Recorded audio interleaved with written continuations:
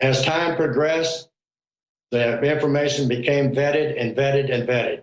Now, to bring Matt in, and Matt can jump in anytime he wants.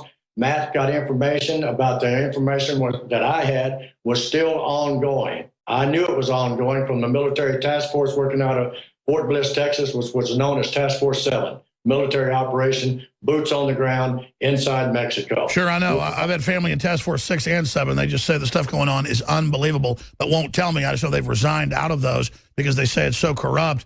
What can you tell us, Colonel, about what's happening in these task forces and where all this is going now?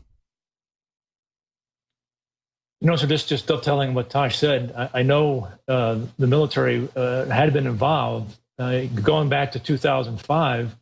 I was tasked to go to MCS Yuma, Fort Campbell, Kentucky, to look for a military nexus into, at that time, Wide Receiver and then Fast and Furious. Reported back on some of the things that I had found, not so much in Fort Campbell, but certainly in Yuma.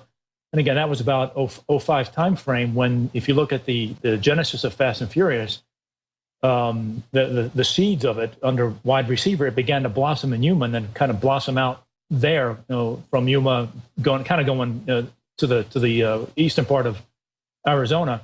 And again, not but August of 2014, I was talked to by a person identifying himself as a Colonel Taylor, Air Force OSI, telling me that the DOD was aware of their installation and equipment nexus between them and Fast and Furious. And now we know, some of these weapons, Mr. Jones, are, again, not just handguns and rifles. These are laser-guided munitions. These are Stinger missiles. These are things that came out of, the Hawthorne Depot up in Hawthorne, Nevada, and worked their way down.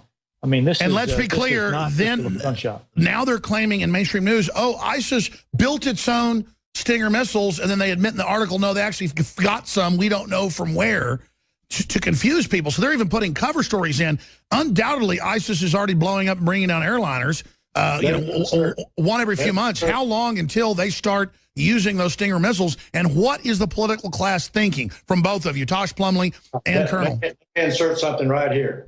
The Stinger missiles that you make reference to was recorded. 400 of them was missing from our arsenals, and some of them were taken out of the bunkers in Libya before Gaddafi was killed. We reported those 400 Stinger missiles missing.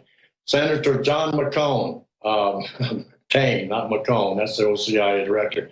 John McCain said that when pigs fly and the sun rises in the west, making reference to Tosh Plumlee alleging that there were Stinger missiles in ISIS hands. 2 weeks later, those Stinger missiles was photographed in the back of brand new pickup trucks. It's not confirmed. I guess the pig, it was confirmed. I guess the pigs do fly, and I guess the sun does rise in the west. Now, I'm not upset with any of these politicians. As far as I'm concerned, they're all damn crooks, working for special interests and tied in with the International Crime Syndicate. I'll say it. I'll say what some of these people will not say.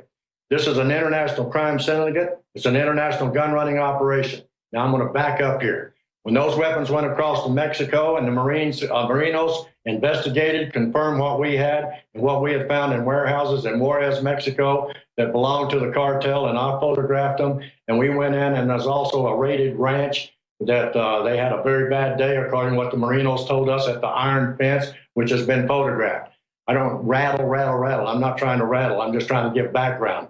When Matt come along and said, hey, they're still going on, I said, absolutely right. We know it's still going on. How do we get Congress and how do we get the Senate to act? All right, who approved it? It came from the U.S. State Department.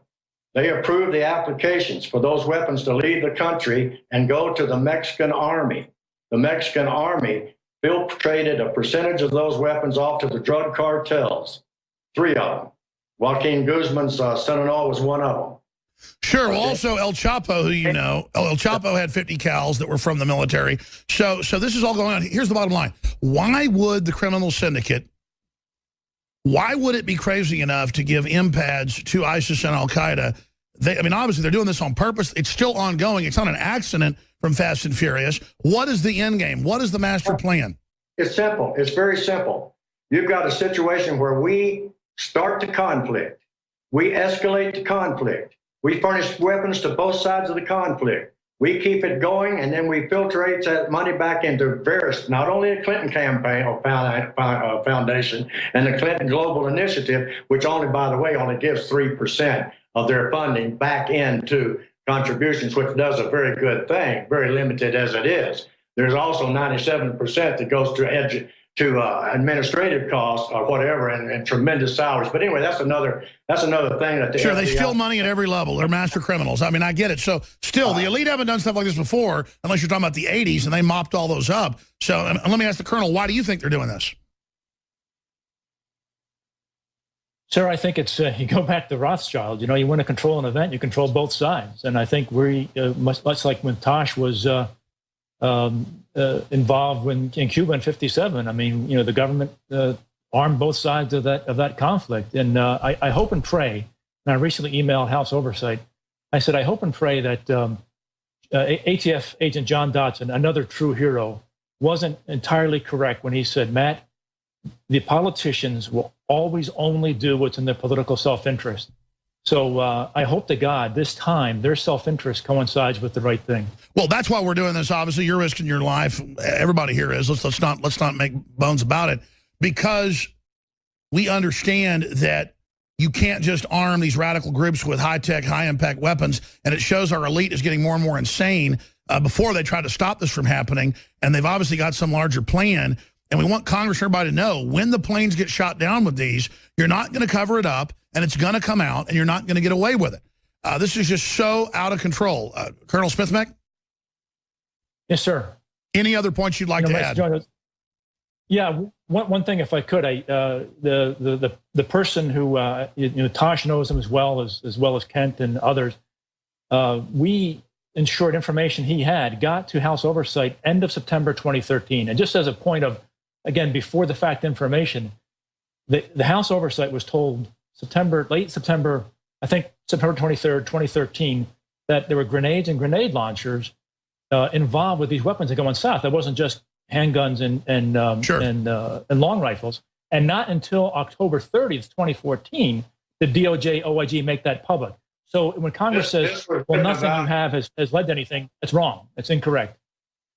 This was written about in Narco News in 2010 and 2011, exactly what Matt just said. Bill Conroy, a good investigative reporter, reported about this in a series of articles through Narco News. Any listener out there can go run Bill Conroy. I remember Shelley Castile, the former DA agent, retired. He said they tried to hire him out by the King Ranch to actually train drug cartels, Sinaloa and others, as part of a huge civil war coming in Mexico. That was before all the killings started. That's right. So the point being, this has been on record for a number of years, but our agencies have refused, including CIA, and I'll say it right straight into your camera, including the CIA and their CIA COG division, or whatever you want to call it, and their SAP, Special Access Programs, which I'm not supposed to talk about, and all the fusion centers that we are not supposed to know about. They all have this information and refuse to act upon it. Next week, according to our sources, which have been validated in more than multiple sources, we'll be moving more guns international across the Mexican border. We will be photographing, and we're typing our hand, and we're talking to someone else here on this camera. We're not just talking we're sending a message to someone else. We're tired of your BS. We're coming after you. Simple as that. We will photograph your weapons. Amen. We will document, since the Congress and the Senate does not want to do this, since the FBI, for whatever reasons they've got, don't want to get involved in this, because of the White House and their administration does not want us to continue. Absolutely. When they get out of control, they force people to do desperate things. Going through, if they don't want to continue, then we will continue it for them. And we will give the information to them. And we will document it. I've been on this thing for 10 years, Alex. 10 years. You've been on it with me for at least 4. Now, it's been vetted more than once. We have been so desensitized on this international gun running that they are now think that they can get by and cram it right down our throat, and we're not going to do a damn thing about it. I personally, number one, am putting it with my career, my life at 78 years old, is saying one simple thing: we're coming after you. You're not going to steal my country anymore. I'm not a conspiracy theorist. I'm a realist, and I want my country back. Absolutely. Amazing words. And let's put the House Oversight Committee phone number up. You don't get an email there. You just put it in the box, and then you send them your email, oversight.house.gov. You can go there and click on the contact. There's a phone number also on the site, and we can show that. And it's 202-225-0037, 202-225-0037. But, folks, this is real here. You can also click right there and then email them. It says, blow the whistle. They want you to blow the whistle. Yeah, right. Let's start a whitehouse.gov petition to stop the White House from shipping more guns to ISIS and al-Qaeda. We'll do that today. Gentlemen, I'm going to come back and do 5 more minutes with you, then I'm going to get to the other news. But just your courage is amazing. This isn't about having courage, folks, but there's got to be some bottom to this, is what Tosh and Colonel Smith-Mac are saying. Where does it come next where the people on the bases are blowing the whistle? It's all going on. It's all illegal. It's going to the Middle East, al-Qaeda and ISIS. It's totally insane. Congress has been told no one will do anything. I mean, this is crazy. I'm Alex Jones. This is the Info War. Stay with us. They're now getting a lot of these weapons into Europe, killing people there.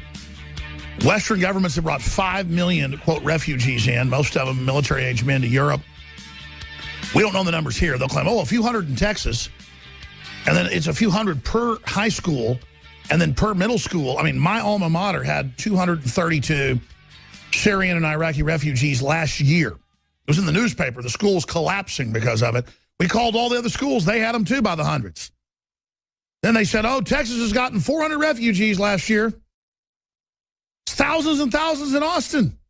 They admit the C-130s land at night. Nobody's checked. They're just let in.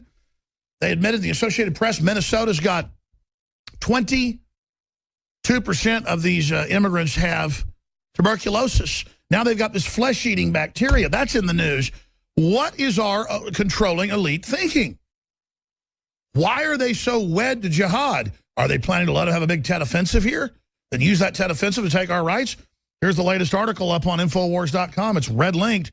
Facebook, Twitter banning free speech to form virtual superstate. Kit Daniels just wrote an article about the Bloomberg AP articles that whitewashed it all, put out an article basically breaking down the reality as they announced that we're all working with governments to shut down the anti-government speech.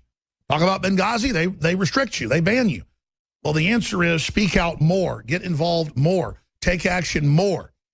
Now, we have just a few minutes left here, and I appreciate Colonel Matt Smith-Mac, recently retired from the Marine Corps, and Robert Tosh Plumley, famous whistleblower, who for decades been exposing this, but the last few years got out, retired from what he was doing as contracting for the CIA and others, and has exposed it.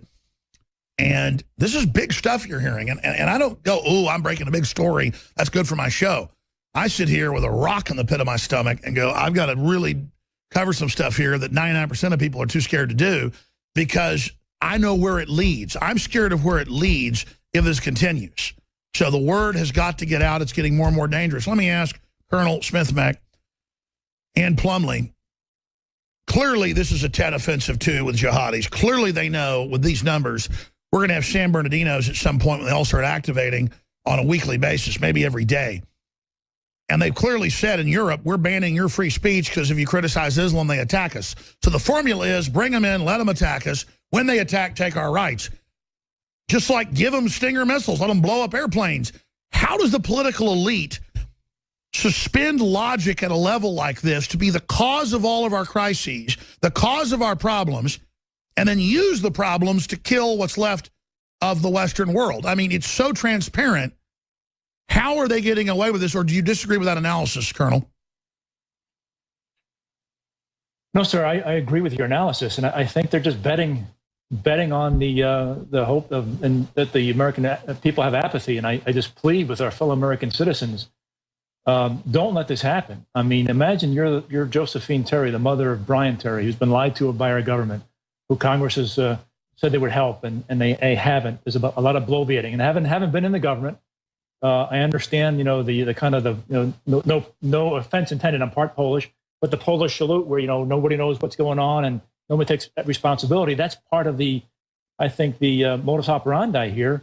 And until we as citizens say enough, like Tosh and I have said and others, enough, we are going to expose this come hell or high water, because this is our country, dang it. This is not going to happen. This is the line anymore. in the sand. You've got folks in government and out. This is the line in the sand. Yes, sir. I say, if we don't stop here, if we don't stop this, and